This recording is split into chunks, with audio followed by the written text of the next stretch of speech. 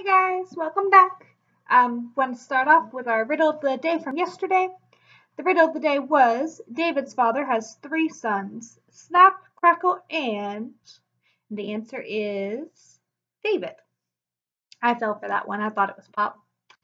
All right, our riddle of the day for today is what belongs to you, but other people use it more than you. I'll leave that there for you to think about. And I'm going to go ahead and get started with our two chapters. We're reading chapters 7 and 8 today. Chapter 7 is Rapids. Good night. Sleep tight, replied the room. Callie pulled on a jacket, clipped her censer to her belly ring, and opened the window. The air was still, the river so flat that she could make out every detail in the city's skylight mirrored in it. It looked like the pretties were having some sort of event. She could hear the roar of a huge crowd across the water, 1,000 cheers rising and falling together. The party towers were dark under the almost full moon, and the fireworks all shimmering hues of blue, climbing so high that they exploded in silence. The city had never looked so far away. "I'll see you soon, Paris," she said quietly. The roof tiles were slick with the late evening rain. Tally climbed carefully to the corner of the dorm, where it was brushed by an old sycamore tree. The handholds in its branches felt solid and familiar, and she descended quickly into the darkness behind a recycler. When she'd cleared the dormitory grounds, Tally looked back. The pattern of the shadows that led away from the dorm seemed so convenient, almost intentional, as if uglies were supposed to sneak out every once in a while. Tally shook her head. She was starting to think like Shay. They met at the dam where the river split into two to encircle the new pretty town. Tonight there weren't any river skimmers out to disturb the darkness, and Shay was practicing moves on her board when Tally walked up. Should you be doing that here in town?" Tally called over the roar of the water rushing through the dam's gates. Shay danced, shifting her weight back and forth on the floating board, dodging imaginary obstacles. "I was just making sure it worked, in case you were worried." Tally looked at her own board. Shay had tricked the safety governor so that they wouldn't tattle when they flew at night, or if they crossed the boundary of the town. Tally wasn't so much worried about it squealing on them as whether it would fly at all, or let her fly into a tree, but Shay's board seemed to be hovering just fine. "I boarded all the way here, and nobody's come to get me," Shay said. Tally dropped her board to the ground. "Thanks for making sure. I didn't mean to be so wimpy about this." "You weren't." "Yeah, I was. I should tell you something. That night when you met me, I kind of promised my friend Paris I wouldn't take any big risks. You know, in case I really got in trouble and they got really mad. But who cares if they get mad? You're almost 16. But what if they get mad enough that they won't make me pretty?" Shay stopped bouncing. "I've never heard of that happening." "I guess I haven't either, but maybe they wouldn't tell us if it had. Anyway, Paris made me promise to take it easy." "Tally, do you think maybe he just said that so you wouldn't come around again?" "Huh?" "Maybe he made you promise to take it easy so you wouldn't bother him again, to make you afraid to go to New Prettytown again." Tally tried to answer, but her throat was dry. "Listen, if you don't want to come, that's fine," Shay said. "I mean to squint. But we're not going to get caught, and if we do, I'll take the blame." She laughed. "I'll tell them I kidnapped you." Tally stepped onto her board and snapped her fingers. When she reached Shay's eye level, she said, "I'm coming. I said I would." Shay smiled and took Tally's hand for a second, squeezing. "Great. It's going to be fun. No new pretty fun. The real kind. Put these on." "What are they? Night vision?" "Nope. Goggles. You're going to love the white water." They hit the rapids 10 minutes later. Tally had lived her whole life within sight of the river. Slow moving and dignified, it defined the city, marking the boundary between worlds. But she'd never realized that a few kilometers upstream from the dam, the stately band of silver became a snarling monster. The churning water was really white. It crashed over the rocks and through the narrow channels, catapulting up into moonlit sprays, split apart, rejoined, and dropped down into the boiling cauldrons at the bottom of the steep falls. Shay was skimming just above the torrent, so low that she lifted a wake every time she banked. Tally followed at what she guessed was a safe distance, hoping her tricked-up board was still reluctant to crash into darkness-cloaked rocks and tree branches. The forest to either side was a black void full of wild and ancient trees. Nothing like the generic carbon dioxide suckers that decorated the city. The moonlit clouds that glowed through their branches up the moonlit clouds above glowed through their branches like a ceiling of pearl.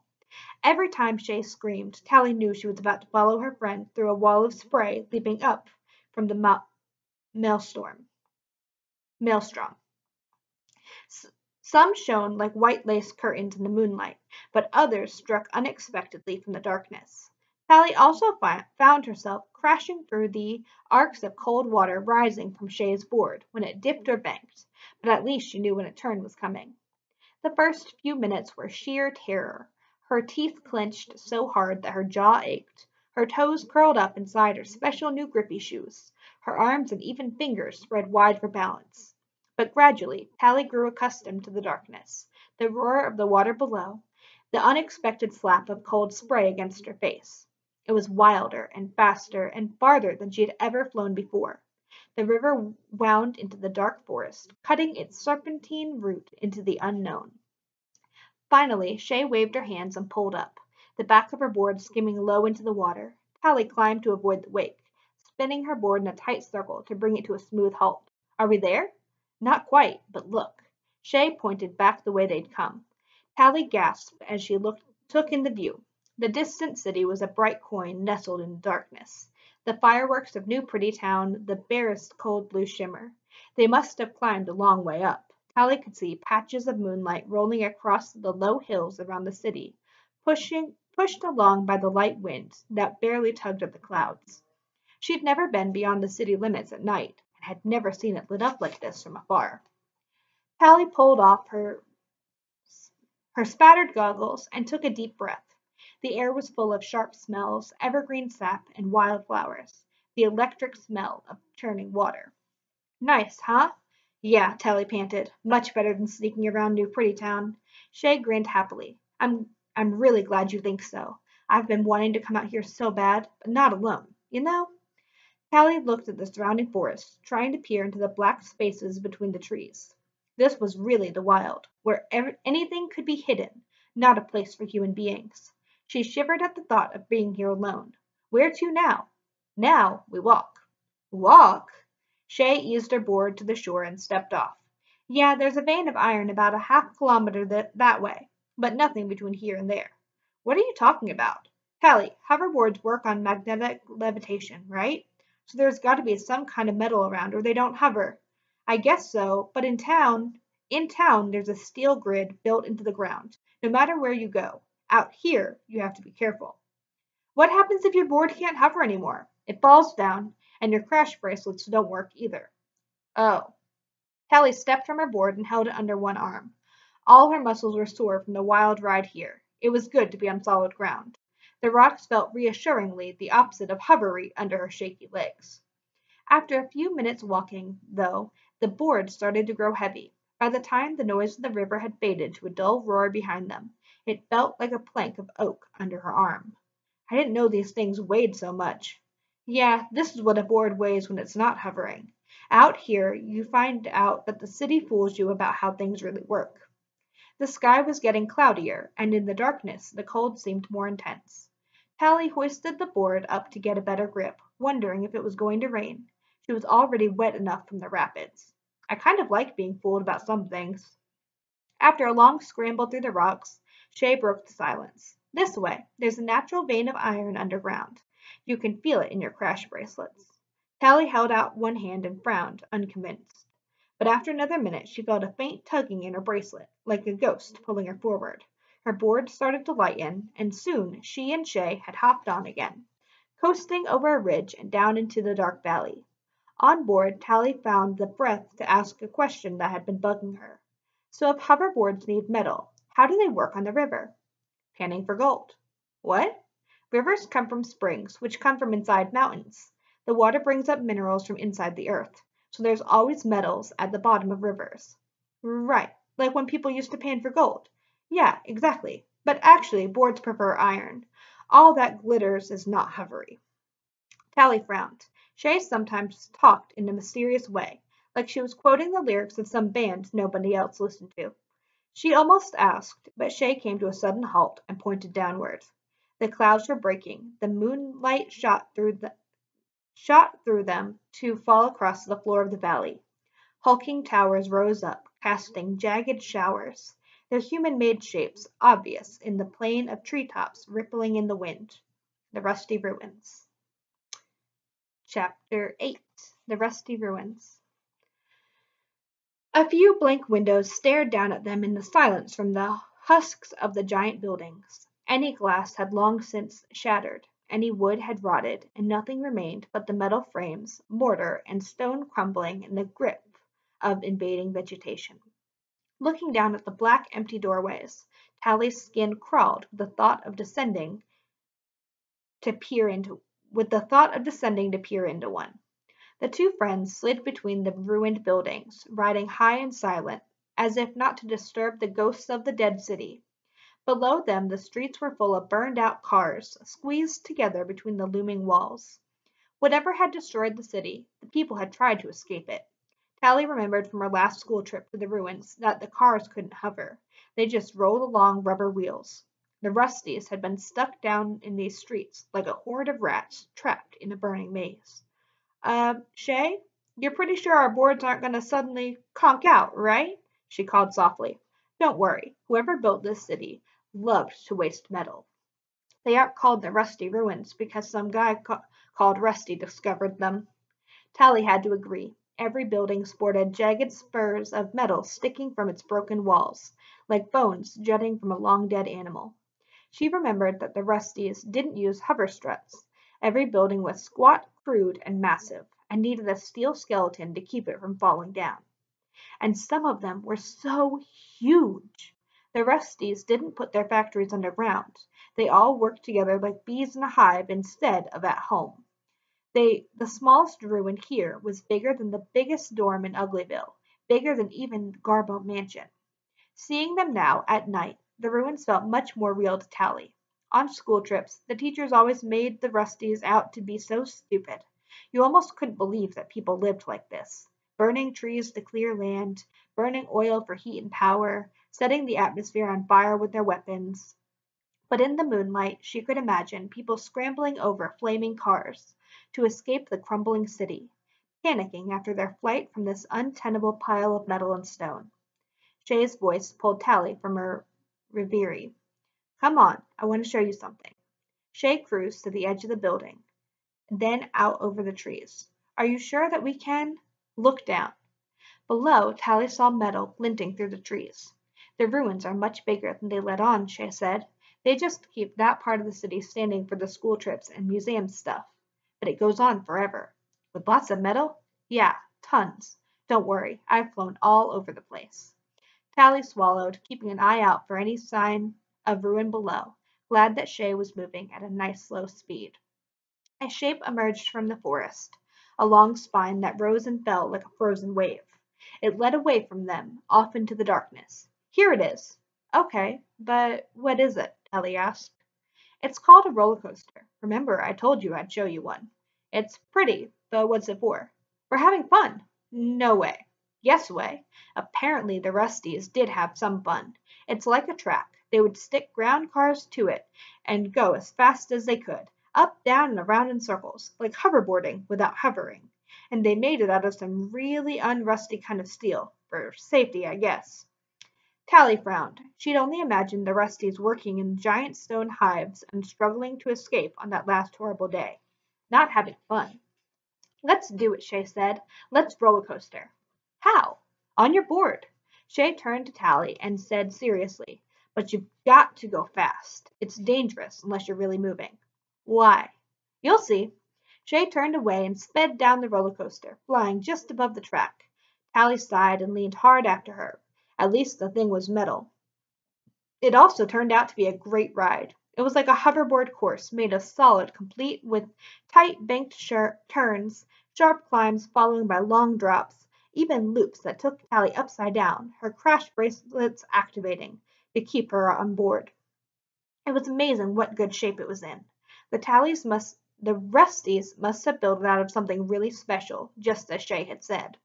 The track went much higher than a hoverboard could go on its own.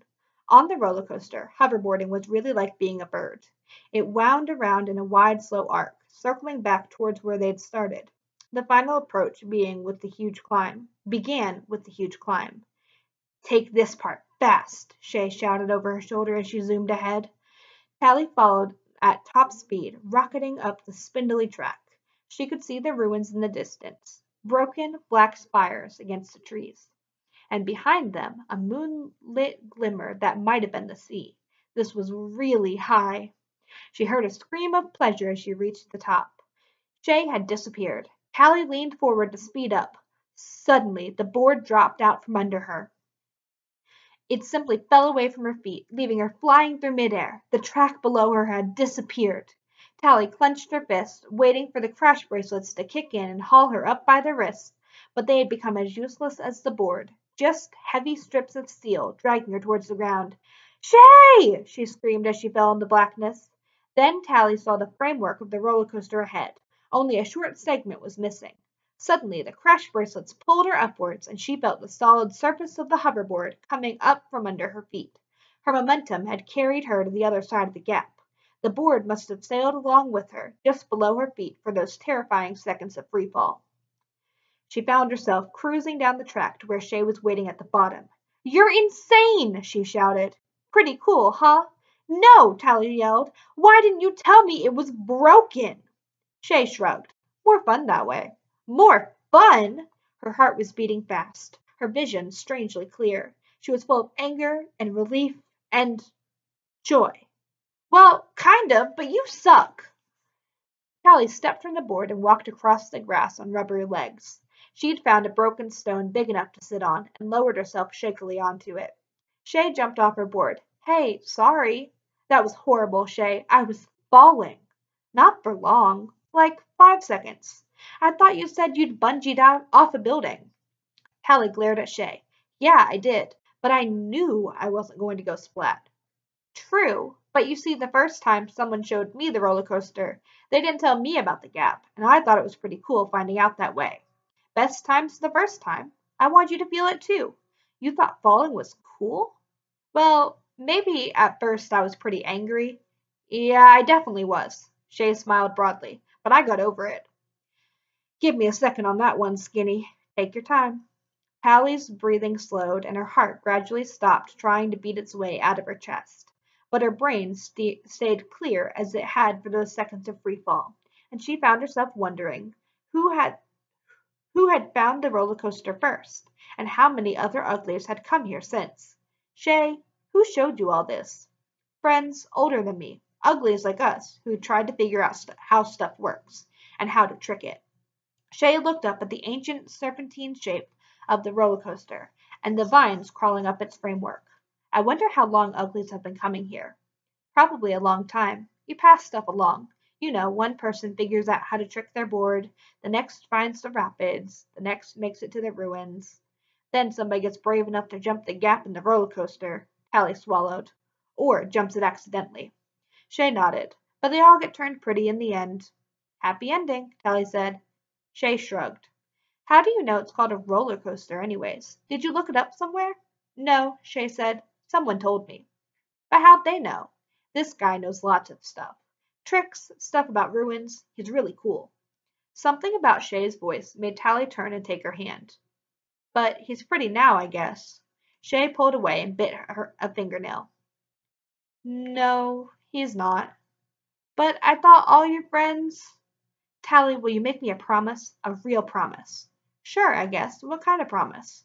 "You can never tell anyone what I'm about to show you. It doesn't involve free fall, does it?" "No." "Okay, I swear." Tally held up her hand with the scar that she and Paris had made. "I'll never tell anyone." Shay looked into her eyes for a moment, searching hard, then nodded. "All right. There's someone I want you to meet. Tonight." "Tonight? But won't we have to go back in town until—" "He's not in town," Shay smiled. "He's out here." And that is the end of chapter 8. Tune in tomorrow for the next 2 chapters. Bye!